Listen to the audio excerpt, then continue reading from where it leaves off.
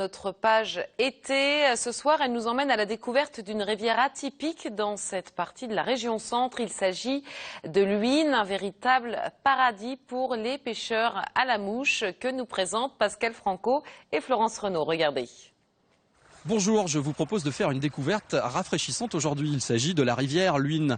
Alors cette rivière prend sa source dans l'Orne, à la Perrière. Elle va parcourir 160 km avant de se jeter dans la Sarthe au Mans. Elle va parcourir aussi 13 km ici, en Eure-et-Loire, autour de Nogent-le-Rotrou. Pour en parler, je suis avec Marcel Tessier. Marcel Tessier qui est président de l'association de pêche nogentaise, une association qui s'investit aussi dans la restauration et l'entretien de la rivière l'Huisne, avec un chantier d'insertion. Je vous propose d'abord de regarder ce reportage. Ce matin-là, 6 personnes de l'entreprise d'insertion s'affairent dans le secteur des anciens jardins familiaux de Nogent-le-Rotrou. Une petite portion des 26 km de berges de l'Huisne eurélienne, entretenue depuis un peu plus d'1 an. C'est pour les pêcheurs? Oui, tout à fait, oui, c'est pour les pêcheurs. On fait des ouvertures pour qu'ils puissent pêcher tranquille, approcher de la branche. Un peu plus loin, dans cette pâture, Gérard Legré inspecte les travaux réalisés cet hiver sur le bras de la rivière. Un chantier beaucoup plus important. Ici, c'est toute la berge qui a été entièrement refaite. Là, on aperçoit bien une bouture là, qui repart bien, là, on la voit aussi. Là.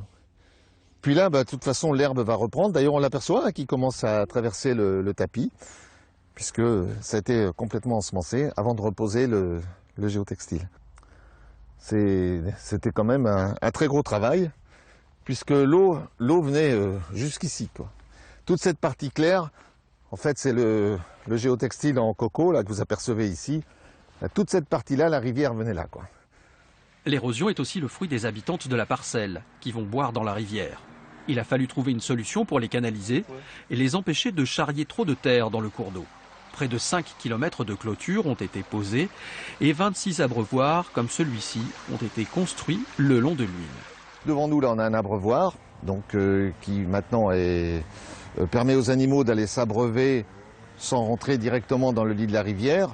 Ça évite de soulever de la terre, des particules fines qui viennent colmater les frayères. Donc de ce point de vue, c'est parfait. Les bénéficiaires de ces travaux sont les éleveurs, mais aussi et surtout les pêcheurs. L'eau est un peu chargée. Aucune activité. Pas de prise ce jour-là. Truites et ombres communs ne sont pas au rendez-vous. L'eau est trouble en raison de pluies tombées la veille. Pour ce pêcheur à la mouche, les travaux entrepris devraient considérablement améliorer la qualité du milieu naturel. Avec tous ces envasements, ces ensablements, les graviers se sont retrouvés colmatés.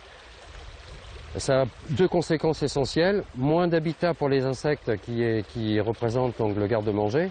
Et puis les poissons ne peuvent pas se reproduire dans des graviers qui sont colmatés. Il y a besoin d'une oxygénation importante et des interstices entre les graviers. Et là, c'était plus le cas. L'entretien et la rénovation de l'Huisne eurélienne devraient être achevés fin septembre.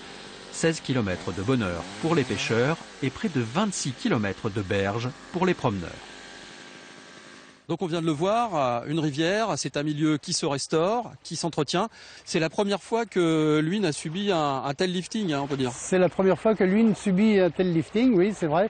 On restaure sur 16 km, puisqu'on a des parcours dans l'Orne en amont et en aval. Et on a fait du décolmatage avec un cheval percheron, avec l'aide du chantier d'insertion pour les parties manuelles. Où ici cheval... même Ici même, oui. Vous voyez, le substrat est très décolmaté. On peut facilement bouger les cailloux avec les pieds. C'est-à-dire que vous êtes passé avec une herse? Avec une herse, avec le cheval percheron. Pendant 1 heure, on a tourné en rond, on est monté, on est descendu. Et là, tout d'un coup, on a vu apparaître ces cailloux d'une façon naturelle. Quelle pêche se pratique? C'est de la pêche à la mouche ou c'est un peu toutes les pêches? On peut pêcher la pêche à la mouche comme...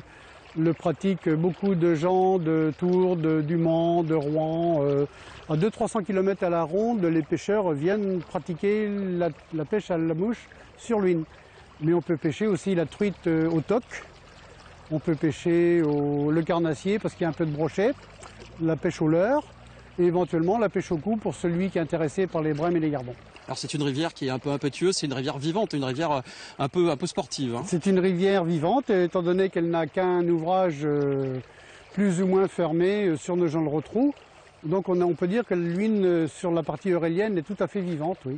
C'est une rivière sauvage? C'est une rivière sauvage, absolument. Alors on va rassurer les gens, c'est quand même une rivière dans laquelle on peut venir pêcher, voire se tremper les pieds. Hein. Ah, absolument, absolument. Il y a un gros club de canoë-kayak à Nogent-le-Rotrou et la possibilité de se tremper les pieds, c'est tout, parce que l'Huisne a cette particularité d'avoir, comme vous pouvez le voir ici, des courants assez rapides et puis après des zones de plat où là, effectivement, il peut y avoir des fosses dangereuses malheureusement. Marcel Tessier, merci beaucoup de ces précisions, de nous avoir fait un peu mieux découvrir cette rivière l'Huisne.